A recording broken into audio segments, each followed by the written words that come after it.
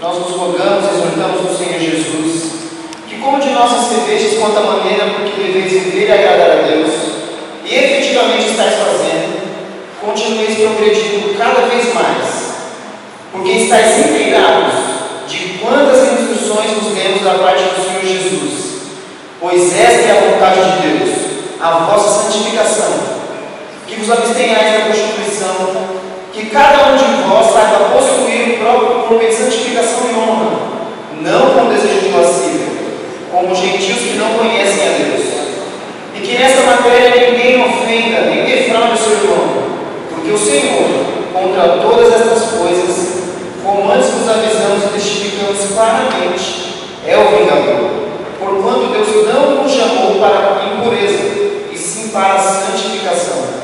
De Sardes, quem rejeita estas coisas, não rejeita o homem, e sim a Deus, que também vos dá o seu Espírito. Vamos fazer uma oração? Nós te louvamos e agradecemos ao Deus porque nós estamos na sua casa, te agradecemos porque nós temos ouvido a tua palavra, ouvimos a preciosidade da doutrina da ressurreição dos santos, também lembramos a morte do nosso Senhor Jesus Cristo, e o Senhor veio fortalecer a nossa fé, ó Deus. Nós agradecemos por esses momentos com os irmãos, por esse momento em que nós possamos, que nós podemos crescer juntamente uns com os outros, e nós pedimos que o seu Espírito Santo venha falar aos nossos corações, transmitir a sua palavra à nossa mente, à nossa consciência, e que ela venha fazer efeito, Senhor Deus amado, na nossa vida, para que nós carreguemos o nome do Senhor com toda a alegria do mundo, e que o seu nome seja santificado na terra por meio das nossas vidas. É o que nós te pedimos no nome do Senhor Jesus Cristo. Amém. Qual é a nossa aula de hoje?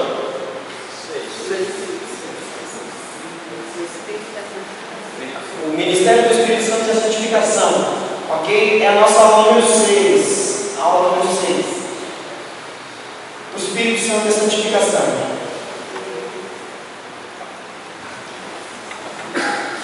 Irmãos, a santificação é um assunto sério. É um assunto muito sério. Porque se fala sobre santificação, diz respeito à santidade de Deus. Se nós somos santos ou podemos ser santos, é porque Deus é santo. Então não é possível entender santificação sem antes entender quem é o Deus santo. Porque se você partir da santificação pela santificação, você vai se tornar moralista, legalista e não vai entender nada. Aliás, por que a gente deve ser santo?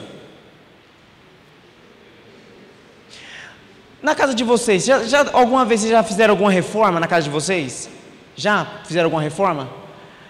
Quando vocês foram fazer a reforma, olharam assim no canto da parede, vocês quiseram mudá-la ou reformá-la, porque ela estava boa ou porque ela estava ruim? Porque ela estava ruim. Sempre que a gente procura fazer algum tipo de reforma na nossa casa, é porque alguma coisa está errada.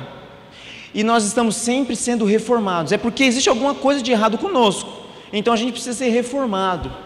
Só que antes de a gente entender a aula de hoje, que o tema da aula é o Espírito e a Santificação, mas o tema é o Ministério do Espírito na Santificação. Ok? Então, para a gente entender a santificação, a gente precisa entender a santidade de Deus. Deus, ele é santo de maneira única, mas a gente pode dividir a santidade de Deus em dois aspectos. No que diz respeito à sua majestade e no que diz respeito ao seu caráter moral. No que diz respeito à sua majestade, Deus, ele é majestoso e único. Ele é o Deus santo, santo, santo, que se assenta no trono, no seu alto e sublime trono. Essa santidade dele é inata. Ninguém pode ter essa comunicação da santidade de Deus. Com quem Deus divide a sua glória? Com ninguém. Então, nesse aspecto da santidade de Deus, ele é rei, ele governa, ele é o santo de Israel. Ele é o Deus santo, puríssimo, em quem não pode haver sombra ou variação de mudança. Ele é um Deus que está acima e além da sua criação. Significa que ele é dominador de tudo, e ele está além de nós. Então a gente deveria temer e tremer para falar desse assunto, não é? A santificação. Mas Deus, sendo santo e criando criaturas santas também, no que diz respeito à criação original, ele é um Deus moral, perfeitamente moral. Deus não tem nenhum erro na sua moral. Ele é perfeito. E a lei de Deus, ela é a expressão da sua moral. Então, quando nós lemos, por exemplo, os 10 mandamentos, a lei do Senhor é boa, perfeita e agradável. O testemunho do Senhor é puríssimo, porque ela reflete o caráter de Deus. Então, o caráter de Deus é puro. Deus não erra, Deus não falha, Deus não é homem para que minta. Então, a base da doutrina da santificação é entendermos pelo menos 3 coisas. A primeira delas é a santidade de Deus. Nós estamos agora, nesse momento, diante de um Deus santo. Ele está aqui. O Senhor está no seu santo templo. Cale-se diante dele toda a terra. Esse é o primeiro aspecto que a gente precisa entender antes de entender a doutrina da santificação. O segundo aspecto é entender o homem, a doutrina do homem, a doutrina do homem ser feita à imagem e semelhança de Deus. Deus criou o homem, Ele criou o homem em retidão original e santidade. Então, aquilo que o homem valoriza, por exemplo, Deus ele criou o homem com inteligência, e essa inteligência é santa. Deus ele te criou de forma que a sua moral era perfeita e santa. Deus ele te criou de forma que você daria valores para coisas que são santas. É assim que é a constituição do ser humano. Então, vamos pegar um exemplo. Quando a gente lê o relato de Gênesis, a gente vê que Adão e Eva eles estavam nus. Eles se envergonhavam uns dos outros? Não se envergonhavam, porque a promiscuidade não havia adentrado ainda o mundo.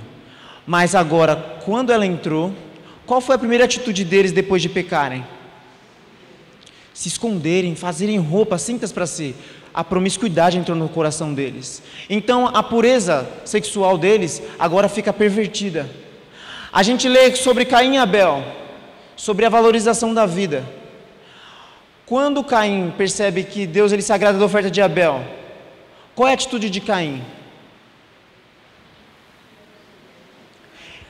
E qual foi a ação que ele tomou por consequência disso? Matar o irmão.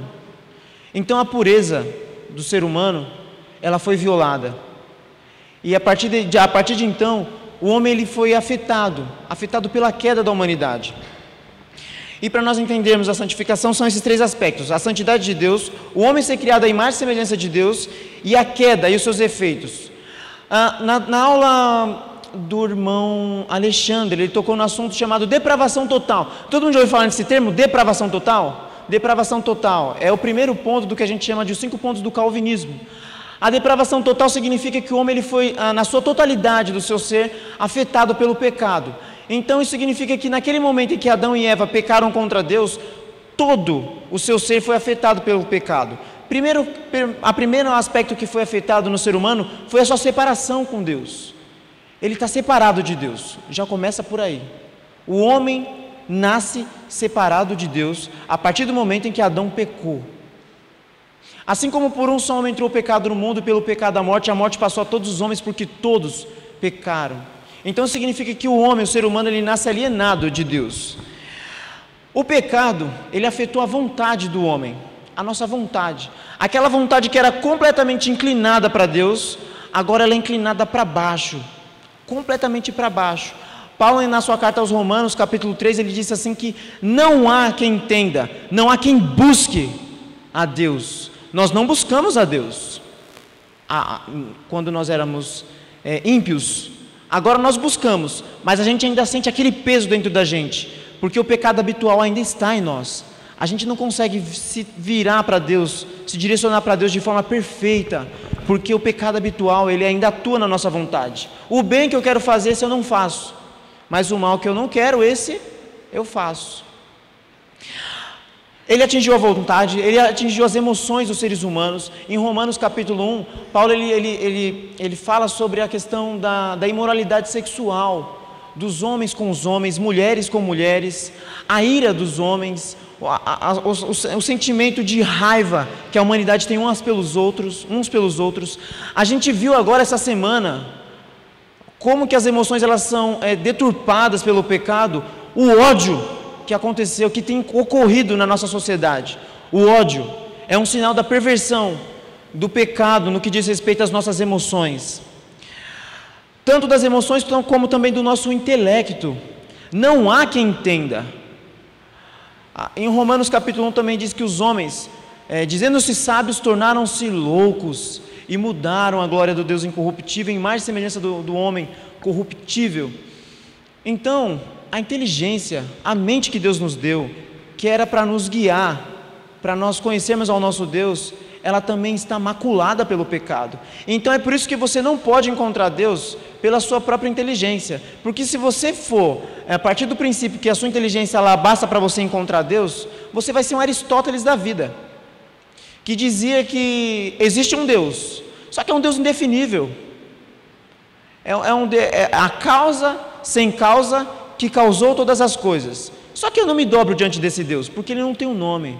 Mas quando Jesus Cristo, ele aparece no cenário da história, ele diz o seguinte: ninguém pode vir ao Pai se não for por mim. Ele revela o Pai. Então é necessário, nesse aspecto da nossa pecaminosidade, que é a inteligência, nós necessitamos de revelação. Nós precisamos que Deus se revele a nós, na sua graça. O pecado afetou a nossa vida de comunhão com Deus, que diz respeito à separação, a nossa vontade, as nossas emoções, ao nosso intelecto e a nossa vida física. A sentença de Deus sobre Adão foi que a partir daquele momento em que ele pecou, e quando ele vai ser expulso, ele vai retornar ao pó. Ele vai retornar ao pó.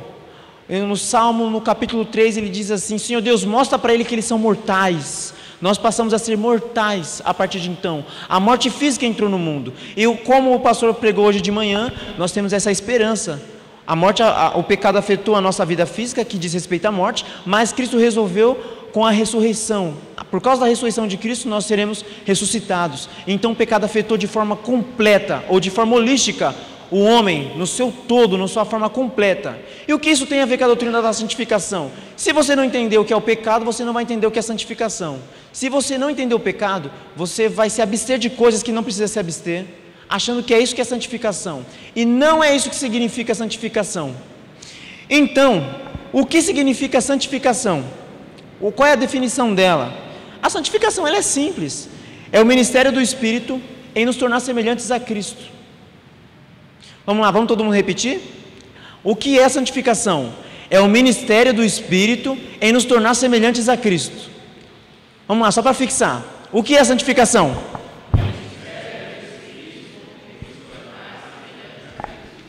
Esse é o texto de Romanos, capítulo 8, versículo 29. Porquanto aos que de antemão conheceu, também os predestinou para serem conformes à imagem do seu Filho. Em 2 Coríntios capítulo 3, versículo 18, diz que nós somos transformados pelo Senhor Espírito Santo na própria imagem de Cristo. E em 1 João capítulo 3, ele fala que nós veremos Cristo como Ele é e nós seremos semelhantes a Ele. Então, Cristo é a imagem do Deus invisível. Por ser a imagem do Deus invisível, Ele é o modelo que nós devemos ser. Cristo, a santificação diz respeito a Cristo, certo? Toda a Trindade está envolvida na santificação, ok? Então Cristo, quando Ele está na oração sacerdotal, Ele diz em João 17, santifica-os na verdade. Essa oração é dirigida ao Pai, e a ação de santificação é de Deus, santifica-os na verdade. Cristo, Ele ora, eu me santifico a mim mesmo em favor deles. Então Cristo também faz parte da nossa santificação. E o Espírito Santo, em 1 Pedro capítulo 1, versículo 2, ele diz assim que nós fomos eleitos pela presença de Deus, pela santificação do Espírito. Então a Trindade completamente está envolvida na nossa santificação. Mas no que diz respeito à nossa aula de hoje, a gente vai fazer um recorte para a gente ver de que forma o Espírito Santo, ele age na nossa vida para nos tornar mais semelhantes a Cristo. Ok? Ok. Então, o ministério do Espírito Santo, ele tem uma iniciativa e uma responsabilidade. Deixa eu só abrir um parênteses. Os pontos que a gente vai estudar aqui são os mesmos pontos da revista, ok? O que eu faço com esses pontos da revista é tentá-los tornar de forma mais didática, para a gente se lembrar durante a semana, ok? Então, tudo que está aqui é o que está na revista, beleza? Para a gente entrar em um acordo, para ninguém falar assim, acho que ele está saindo fora da revista, hein? Beleza? Fechado? Hã? Pode.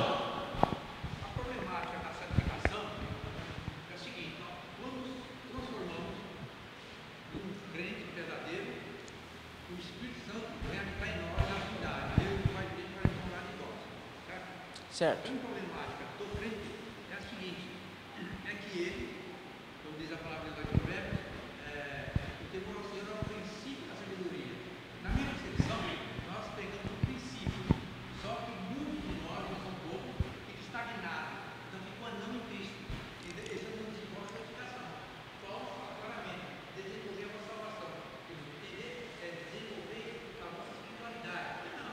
Exatamente.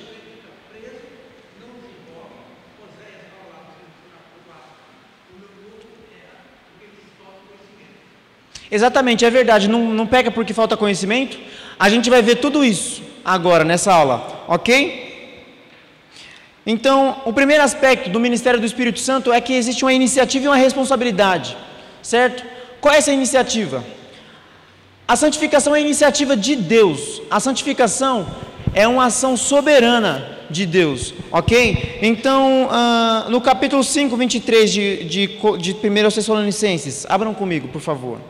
1 Tessalonicenses, capítulo 5, versículo 23.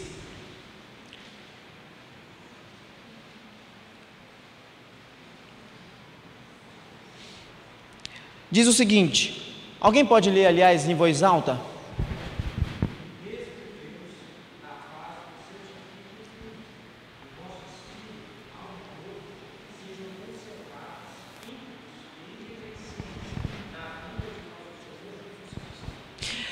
Exato.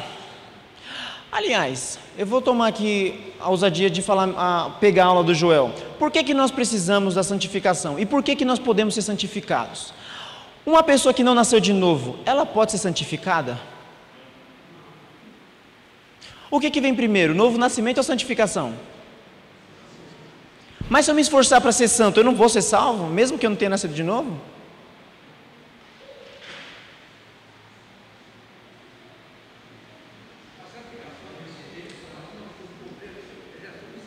Certo? Certo. Alguém levantou a mão também?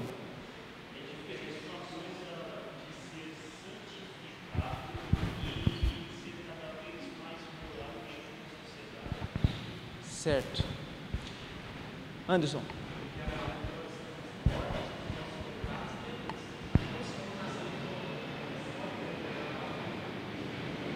Certo. Então, para nós sermos santificados, é necessário que nós recebamos vida, para que você receba o fruto da santificação no seu coração. Então, a pessoa que não é crente, você tem que pregar o evangelho para ela, para que ela se converta dos seus pecados. Você não pode pregar para ela a santificação, porque você está fazendo o inverso, certo? Senão ela vai se tornar uma pessoa moral, e de pessoas de moral o inferno está cheio, ok? Então, a iniciativa de Deus é primeiro te regenerar, é te trazer uma nova vida. A partir desse momento, Deus ele vai te colocar numa clínica de recuperação, que é a escola do Espírito Santo, para te santificar de todo o seu pecado. E essa é uma obra soberana de Deus. Como diz o texto, e o mesmo Deus da paz vos santifica em tudo. Essa palavra em tudo, ela significa de forma completa. Você se lembra que o pecado afetou o homem por inteiro? Então Deus ele tem a responsabilidade, ele toma para si mesmo a iniciativa de te santificar em todas as questões. A sua vontade, a cada dia ela vai ser transformada. As suas emoções elas estão sendo transformadas. O seu intelecto está sendo transformado. A sua morte física, ela já foi resolvida na cruz do Calvário. Ela vai ser glorificada, a sua natureza física. E assim por diante. Então essa é uma iniciativa de Deus. Vamos lá para João 17:17.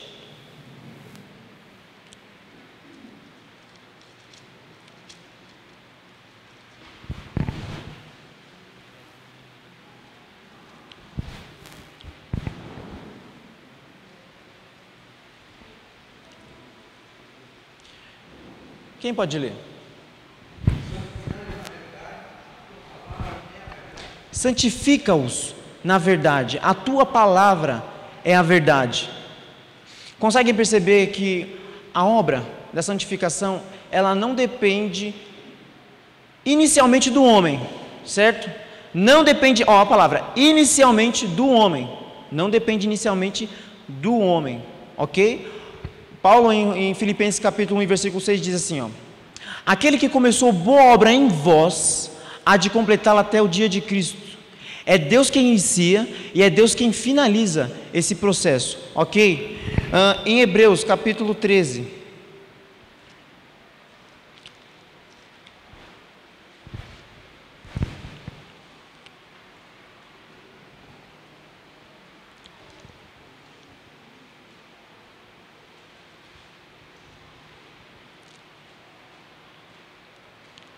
versículos 20 e 21, diz assim o nosso texto: ora, O Deus da paz que tornou a trazer dentre os mortos a Jesus, nosso Senhor, o grande pastor das ovelhas, pelo sangue da eterna aliança, vos aperfeiçoe em todo o bem, para cumprirdes a sua vontade, operando em vós o que é agradável diante dele, por Jesus Cristo, a quem seja a glória, para todo sempre. Amém. Então, o autor aos Hebreus, ele chama, mais uma vez, que o Deus da paz vos aperfeiçoe em todo o bem. E essa iniciativa de Deus em santificar, ela tem um alvo, e esse alvo é para que você viva para Deus. A santificação, ela tem um alvo. Se no processo de santificação você não tem isso na sua vida, talvez você esteja cometendo algum equívoco. A santificação, ela é uma ação que nos leva a viver para Deus. Então a nossa santificação, ela deve nos motivar a viver para Deus, para cumprir a sua vontade, como diz o texto. Vos aperfeiçoe em todo o bem para cumprirdes a sua vontade. A santificação tem a ver com o aspecto que a gente vai passar agora, no que diz respeito à ação de Deus, que é a sua iniciativa, mas com a nossa responsabilidade. A santificação é a iniciativa de Deus, mas a santificação, ela exige uma responsabilidade nossa, porque a partir do momento que você não é mais morto, você agora tem vida. Se você tem vida, logo você agora pode lutar contra o pecado. Imagine aí que você está com o seu pecado habitual, e ele é uma pessoa física, certo? O pecado habitual, não é uma outra natureza. Nós temos uma natureza, agora o que tem na gente é um pecado habitual. Você tem aí mas imagina, gente, é muito pobre o exemplo, mas imagina que ele é uma pessoa, e você está com ele na piscina, certo? Na piscina. O pecado habitual, você tem que pegar ele e socar ele lá no fundo da piscina, e você ficar respirando e ele morrendo, e deixar ele lá embaixo. Só que ele pode se fingir de morto. Ele se finge de morto. Se você soltá-lo, ele vai voltar à superfície, vai tomar fôlego e vai te matar. Ele vai te pegar de novo. Então o que a gente deve fazer com ele? A santificação, ela é a responsabilidade do cristão. No que diz respeito a dois aspectos que falam na revista, acerca da mortificação e da vivificação. Alguém leu sobre isso? Quem leu? Sobre a mortificação e a vivificação. São responsabilidades do crente. O que significa mortificar?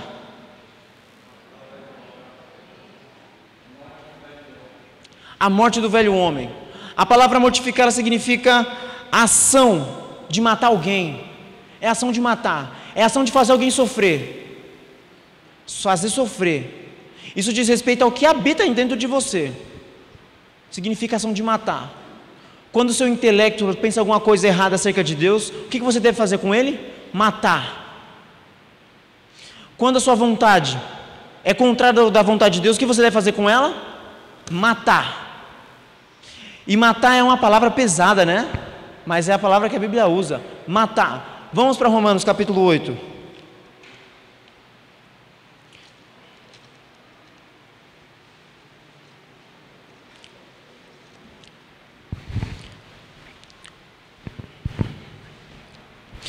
Romanos capítulo 8, versículo 13.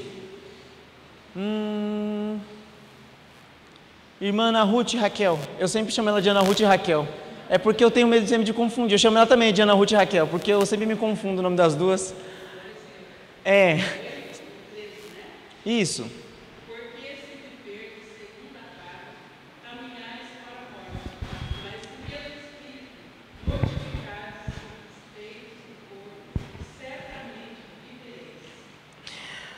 Certo. Então, o crente, ele tem uma responsabilidade. No primeiro versículo de Romanos 8, diz assim, que nenhuma condenação há para os que estão em Cristo Jesus. Então, essa mensagem é para crente, é para a gente, certo?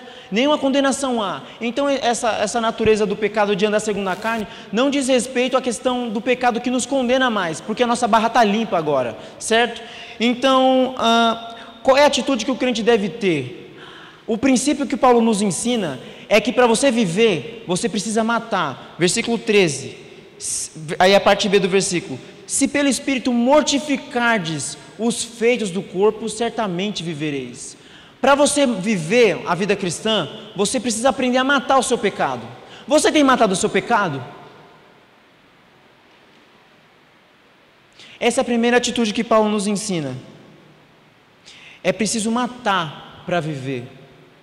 Mas se você viver, você vai morrer. Quem tem ouvido, ouça, né? Se você viver, você vai morrer, porque você precisa matar para viver. Parece aula de filosofia, né, não, Alexandre? É, mas é isso, se você não matar, você vai morrer. Então, o pastor Leandro falou hoje pela manhã, e também um comentarista, John Stott, a mesma forma como Cristo pega a sua cruz e segue para o Calvário, com aquela cruz pesada que ele vai carregar os seus e os meus pecados, a gente tem que pegar os nossos pecados e fazer a mesma coisa, subir o Gólgota, o Calvário com os nossos pecados e matá-los na cruz do Calvário. O que é matar o nosso pecado? É matar a nossa língua, é matar o que a gente ouve, é por onde entra o pecado, é matar onde os nossos pés nos levam, exatamente isso. É matar o que a gente tem pensado e cogitado, até mesmo com que tipo de literatura que a gente lidar, até mesmo com que tipo de literatura a gente lidar. Então é necessário que a gente mate para que a gente viva. Mas só que essa não é ação sua, essa não é uma ação somente sua, responsavelmente sua. Existe um instrumento de morte, e o instrumento de morte é o Espírito Santo. Que heresia, né, gente? Olha só o versículo B, a parte B do versículo. Mas se pelo Espírito mortificardes os feitos do corpo, então o instrumento de morte aqui é o Espírito Santo. Você vai matar o seu pecado pelo Espírito Santo. É o Espírito Santo que vai te ajudar, é Ele que vai fazer essa produção no seu coração, que vai tornar eficaz a luta contra o pecado. É dessa forma que Paulo nos instrui. A ação de matar, se pelo Espírito mortificardes os feitos do corpo, certamente vivereis. E tem a promessa, que é vida. A promessa é vida. Volte para o versículo 1. O Espírito Santo é Espírito de vida. Romanos 8, versículo 2 diz o seguinte. Olha só o que diz sobre o Espírito Santo. Porque a lei do Espírito da vida, o Espírito é o Espírito da vida. No versículo 6. Porque o pendor da carne dá para a morte, mas a do Espírito para a vida e paz. E aí vem o versículo 13. Se pelo Espírito mortificardes os feitos do corpo, certamente vivereis. Sabe por que falta vida na nossa vida? Muitas vezes. E pode ser que você e eu estejamos assim, por dentro. É porque a gente ignora ou rejeita a obra soberana do Espírito Santo. É porque a gente não vive a vida cheia do Espírito. Paulo está instruindo em Romanos 8 exatamente isso. Vivam a vida cheia do Espírito, para que vocês vivam. Sabe de onde vai vir a motivação para você servir na casa do Senhor? Mortificando os feitos do seu corpo, do seu pecado, da sua natureza pecaminosa. É você colocando o seu pecado abaixo da linha da água da piscina. Então, assim, você vai morrer. E muitas vezes você vai sofrer, porque você não faz as coisas como diz o comentarista Leandro Rocha, que é o nosso pastor. Você tem que fazer as coisas contra a sua vontade. E a nossa vida pode estar assim hoje, nessa manhã, por causa disso, que a gente não tem assumido a responsabilidade de nós matarmos o nosso próprio pecado. Como tem sido a mortificação dos seus pecados? E como você tem usado o instrumento do Espírito Santo para acerca da sua santificação? Então, existe um instrumento que é o Espírito Santo, um chamado que é matar o pecado, e uma promessa que é a vida. Esse é o processo de mortificação. E o processo de vivificação é a mesma coisa que matar. À medida que você mata, você vive. Então não são duas coisas. É uma coisa somente, mas com dois nomes diferentes, certo? Para que a gente fixe na nossa mente. À medida que você mata o pecado, à medida que você destrói o corpo do pecado, à medida que, para usar a linguagem de Paulo, você crucifica a carne com os seus feitos, você vai viver. Você quer ver um crente cheio do Espírito Santo? Pergunte para ele. O que você usa para você ser tão vivo assim no ministério cristão? Assim, eu enfrento o meu pecado. Eu enfrento o meu pecado e mato ele. Então nós precisamos matar o nosso pecado, porque isso agrada a Deus, porque nós teremos mais vida para Deus. E Cristo Jesus, Ele se entregou pelo Espírito Eterno para nos purificar das obras mortas, para vivermos para Deus. Então nós temos alguém que habita em nós e que vai nos ajudar nesse processo de santificação. Amém? Paulo nos exorta que no final dos tempos os homens seriam, ele passa uma relação de verbos, de adjetivos lá, né, falando sobre como eles seriam, né? atrevidos, enfatuados, né? Um monte de coisa. No final ele fala assim, seriam amigo dos prazeres do que amigo de Deus. E muitas vezes nós somos assim. Nós temos queremos que os nossos prazeres, não queremos abandonar eles. Por isso que a gente muitas vezes não consegue a santificação na nossa vida, porque nós gostamos de ser do jeito que nós somos, as nossas preferências, né? Aquilo que nos agrada, muitas vezes nós acariciamos e mantemos aquilo na nossa vida. Muito bem lembrado. Gente, então, o primeiro aspecto da nossa aula é que a iniciativa da santificação... Aliás, qual é a definição de santificação? É o ministério do Espírito Santo em nos tornar mais semelhantes a Cristo. Todos juntos? É o ministério do Espírito Santo nos tornar mais semelhantes. Se eu fosse professor do primário, eu colocaria uma estrelinha em vocês agora, gente. Então, o primeiro ponto é que existe uma iniciativa de Deus e existe uma responsabilidade nossa, ok? O segundo ponto é o autor e os instrumentos, certo? O autor e os instrumentos. Quem é o autor da santificação? É o Espírito Santo. 1 Pedro, capítulo 1.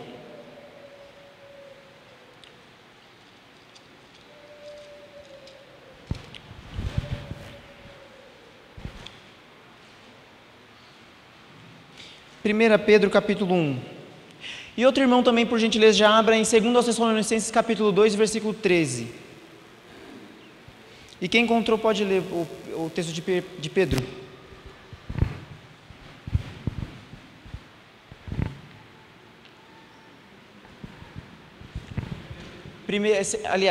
É 1 Pedro capítulo 1, versículo 2.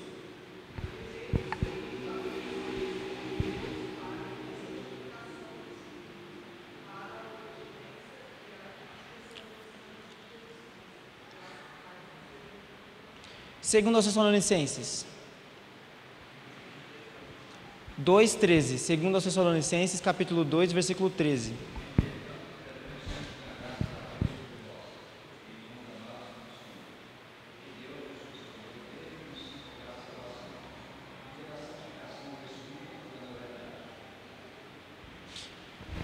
Pela santificação do Espírito e também em santificação do Espírito.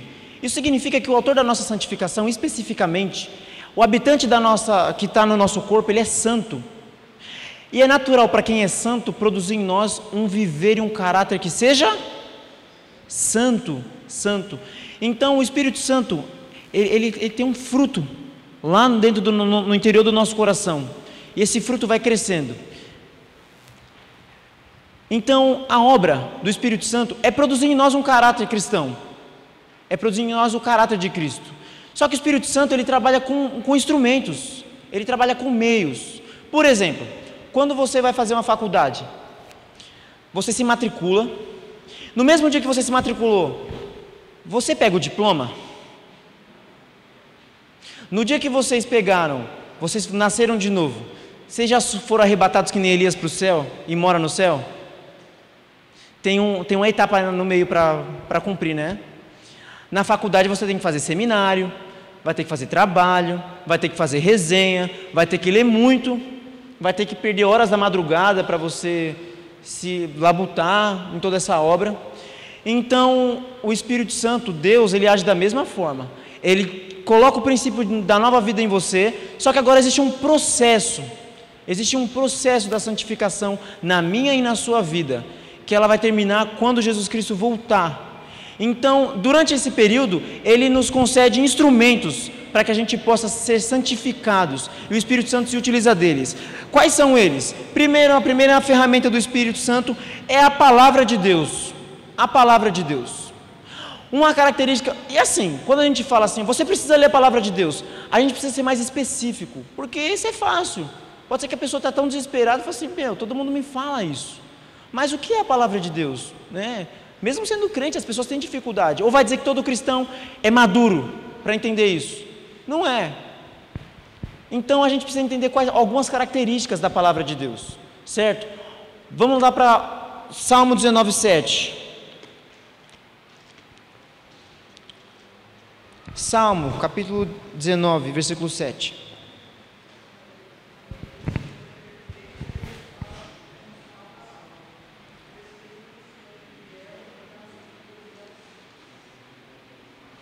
O Salmo capítulo 19, versículo 7 diz o seguinte: a lei do Senhor é perfeita e restaura a alma. O testemunho do Senhor é fiel e dá sabedoria aos simples. A lei do Senhor é perfeita. Aqui a gente vê um caráter da Escritura que é a suficiência da palavra. A palavra perfeito no texto original ela significa inteiro, completo. Significa algo sem defeito, algo inteiro, sem mancha alguma. Então a primeira característica da palavra é que ela é suficiente. A ferramenta da palavra, na santificação do Espírito Santo, ela é suficiente para a sua alma. A lei do Senhor é perfeita e restaura a minha e a sua alma. É assim que o texto diz.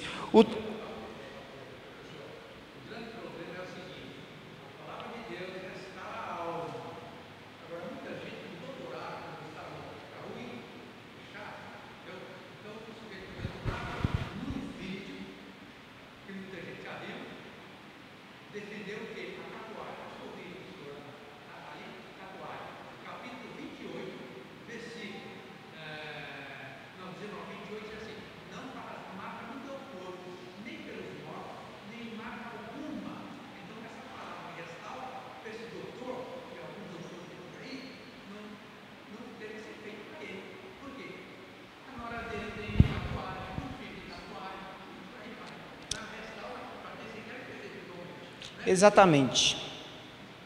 A gente vai chegar nesse ponto. A lei do Senhor o testemunho do Senhor é fiel.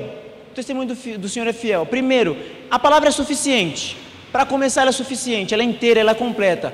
O testemunho do Senhor, essa palavra suficiente, ela é fiel, ela é permanente, ela é verdadeira, ela é segura, ela é digna da nossa confiança.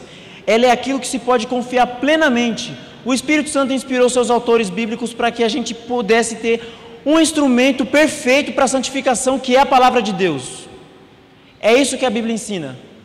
Em 2 Pedro, capítulo 2, versículo 1, capítulo 1 e versículo 3, diz assim, visto como pelo seu divino poder nos têm sido doadas todas as coisas que nos conduzem à vida e à piedade, pelo conhecimento daquele que nos chamou pela sua própria glória e virtude, pela qual nos têm sido doadas todas as suas muito grandes e preciosas promessas, para que por meio delas vivamos e nós nos abstenhamos das corrupções do mundo.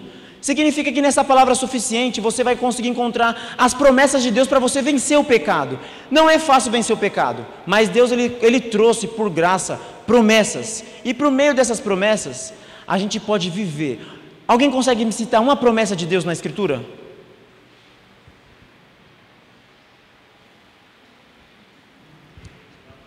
Salvação, estar conosco todos os dias. Que mais? Vai preparar um lugar para a gente. Deus, Ele prometeu perdão de pecados para nós? Prometeu vida eterna? À medida que você se alimentar com as promessas de Deus da Escritura, você vai vencer o pecado. A partir do momento que você fixar na sua mente, falar assim, Cristo Jesus morreu no meu lugar, na cruz do Calvário, eu tenho o perdão perfeito do meu pecado, eu tenho uma promessa comigo. Então todas as vezes que eu pecar, por eu falhar, eu vou contrito aos pés do meu Senhor, porque Ele não vai me rejeitar a misericórdia. Existe um autor chamado Thomas Watson, que ele diz o seguinte: eu me aproximo da misericórdia de Deus como quem se aproxima de uma fogueira para se aquentar, e que no inferno não vai ter ninguém que o demônio vai perguntar para ele: por que você está aqui? Senhor, porque Deus não me deu misericórdia quando eu pedi. Não vai ter ninguém no inferno que suplicou pela misericórdia de Deus e que Deus não deu, não a concedeu. Também está escrito em Efésios capítulo 1, versículo 3: bendito Deus e Pai de nosso Senhor Jesus Cristo, que nos tem abençoado com todas as bênçãos espirituais. Em Colossenses capítulo 1, versículo 23 diz o seguinte: que Cristo, e nele está oculto o tesouro da sabedoria. Isso significa que nós temos a palavra e ela é suficiente. Você tem usado a palavra de Deus? Você tem lido a palavra de Deus, se alimentado da palavra de Deus? Ou você tem sido negligente e colocado coisas que são obstáculos para a sua vida de leitura da palavra e não tem lido a palavra? Porque se você tem negligenciado isso, você está pecando contra Deus. Marcelo.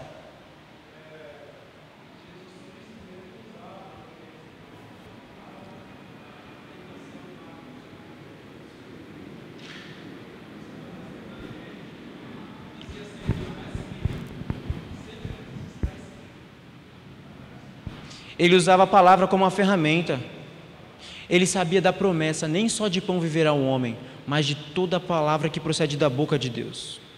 Nós temos a promessa da vida eterna, nós temos a promessa que nossos corpos serão ressuscitados, e nós precisamos nos utilizarmos da palavra. A nossa geração é de crentes fracos e que não leem a Escritura Sagrada, com a apropriação dela. A gente precisa ler a Bíblia e se apropriar dela. À medida que você lê e se apropria da Escritura, você vive, e você vai ter plenitude de alegria. E Paulo em Filipenses capítulo 3, ele diz o seguinte: à medida que você aprendeu uma verdade do Evangelho, ande nela. Você não vai conseguir aprender a Bíblia toda de uma vez só. Não precisa aprender a Bíblia inteira para você andar nela. Aquilo que nós já alcançamos, andemos de conformidade com isso. A palavra de hoje, guarde no seu coração, pratique ela, vai ter plenitude de alegria no seu coração. Amém? Então essa é a primeira ferramenta que o Espírito Santo usa. A segunda ferramenta que o Espírito Santo usa é a direção providencial, certo?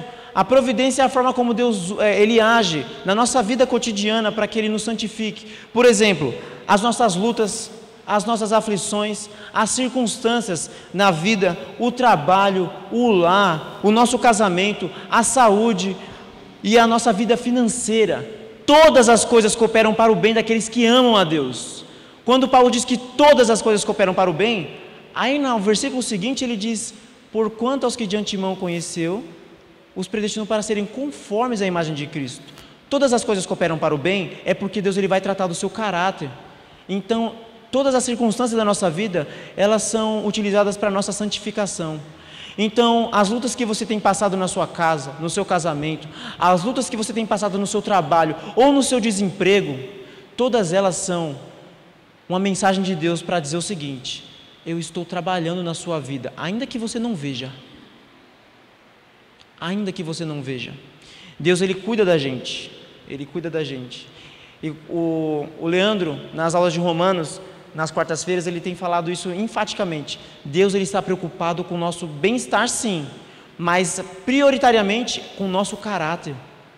Ele prioriza o nosso caráter, Ele quer transformar o nosso caráter, o meu e o seu caráter. Porque seria muito mais fácil a gente morrer e já direto para o céu, né? Sem experimentar as lutas. Só que à medida que você cresce nisso, você pode dizer que nem Paulo: eu quero conhecer a Jesus Cristo e a me conformar aos seus sofrimentos. A luta que você tem tido é exatamente isso, para você se conformar aos sofrimentos de Jesus Cristo. E é isso que Deus ele tem preparado para nós. Lutas, então elas não são para te destruir, mas para te transformar. Então a gente pode receber ela como um dom de Deus, porque a vós foi concedido não somente o dom de crer em Cristo, mas também de padecerdes por Ele. Paulo fala em Filipenses capítulo 1, versículo 29. A terceira ferramenta que o Espírito Santo ele usa é a oração.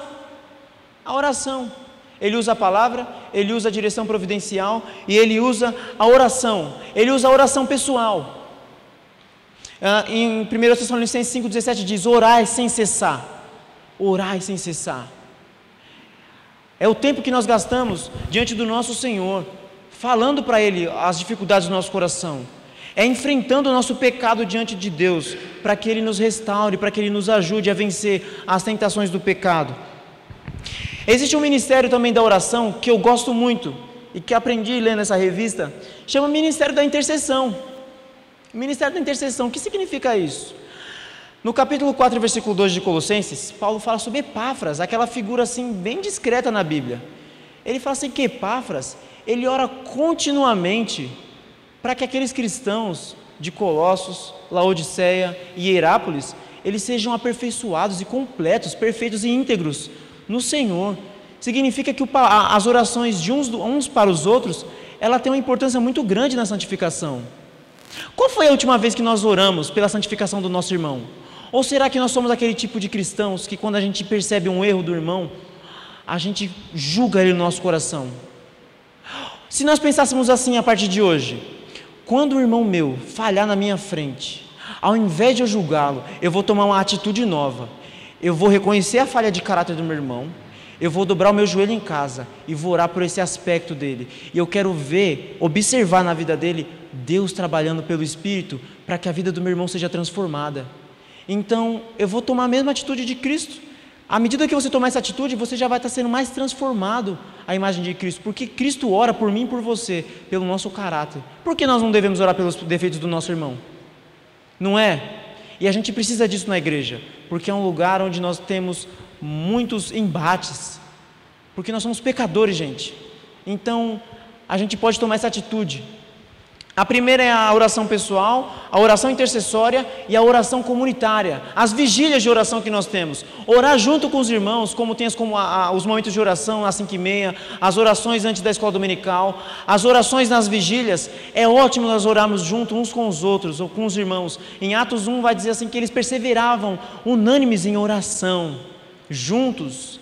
Isso ajuda, isso nos faz crescer em santificação. E isso é o que Deus ele nos chama a fazer, orarmos uns pelos outros, nos apropriarmos da palavra e nós enxergarmos a providência de Deus em todas as coisas e que Deus ele tem trabalhado na nossa santificação, ele tem nos transformado à imagem e semelhança do nosso Senhor Jesus Cristo. Ok? Então o primeiro ponto é que a santificação é a iniciativa de Cristo, de Deus, e uma responsabilidade nossa. A segunda atitude é que, acho que caiu o papel. Caiu não, está caindo, né? A segunda atitude é o autor e os instrumentos, que é o Espírito Santo, que ele usa a palavra, a oração e também a direção providencial. E o último aspecto é o propósito revelado de Deus. Em Tessalonicenses capítulo 4, versículo 3, se vocês leram o texto da lição, diz o seguinte: pois esta é a vontade de Deus, a vossa santificação. Às vezes as pessoas se perguntam assim: eu não sei qual é a vontade de Deus para a minha vida, eu não sei o que fazer nessa situação, eu não sei. Então aqui está o propósito revelado de Deus. A vontade de Deus é a vossa santificação. E o desejo, a vontade de Deus significa um desejo a rigor, significa determinar a rigor algo. Deus ele deseja isso de nós, ele nos dá essa instrução. É a vontade de Deus que você seja salvo, é a vontade de Deus que você seja santo, porque Ele é santo. É um chamado de Deus à nossa vida. Então esse é um propósito revelado. No versículo 7 do capítulo 4 de Tessalonicenses, ele diz que Deus não nos chamou para a impureza, mas para a santificação, para a separação. Esse chamado é um chamado de quando você estava no mundo, Ele te tira do mundo, coloca agora em uma nova situação. Então Pedro lhe diz na sua primeira carta que nós somos sacerdócio real, nação santa, povo. Nós somos uma nação santa e um povo de propriedade exclusiva de Deus. Que nós somos comprados pelo sangue de Cristo para ser um povo de Cristo. Exatamente. Ele nos chama para a santificação. E essa santificação, ela só pode dar por algo. Que no versículo 8 diz que Deus ele nos dá o seu Espírito. Essa é uma concessão gratuita de Deus.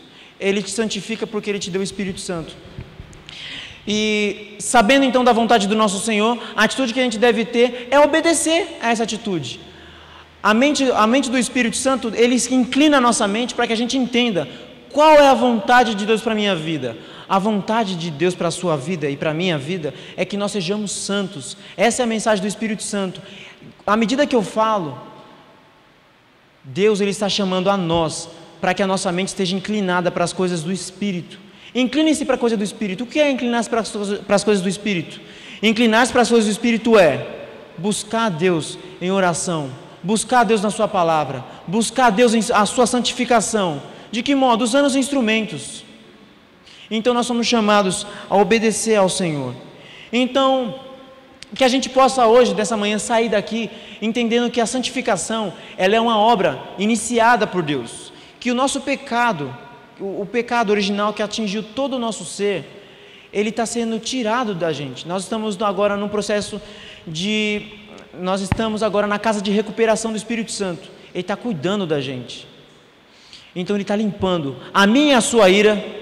Ele está limpando o fruto do coração, que é as nossas maldades que a gente pensa, a lascívia do nosso coração, a nossa murmuração, a nossa idolatria. para que nós sejamos mais parecidos com Cristo, aguardando a volta do nosso Senhor Jesus Cristo, com o qual nós seremos semelhante. Então existe a iniciativa de Deus e a responsabilidade do homem.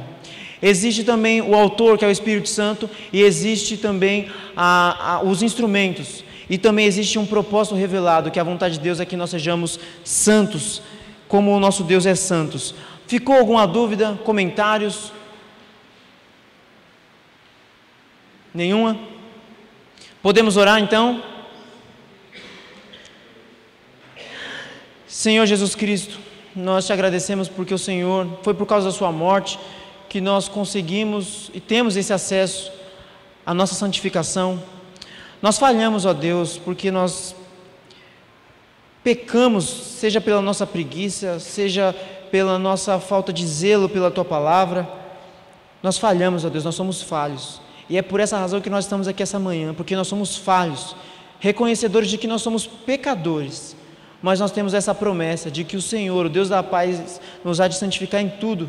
Nos ajuda, Senhor Deus, a utilizar a sua palavra de forma mais apropriada, que a leitura da sua palavra, Senhor Deus, ela seja não somente uma leitura que seja um hábito, mas que ela seja uma leitura poderosa, as palavras do Senhor sejam aplicadas aos nossos corações, que a nossa vida de oração ela cresça, para que nosso caráter cresça, que as nossas orações sejam pela vida dos nossos irmãos, que os nossos irmãos, ó Deus amado, recebam o nosso amor, em nós reconhecendo o seu erro, e nós orando pelos erros dos nossos irmãos.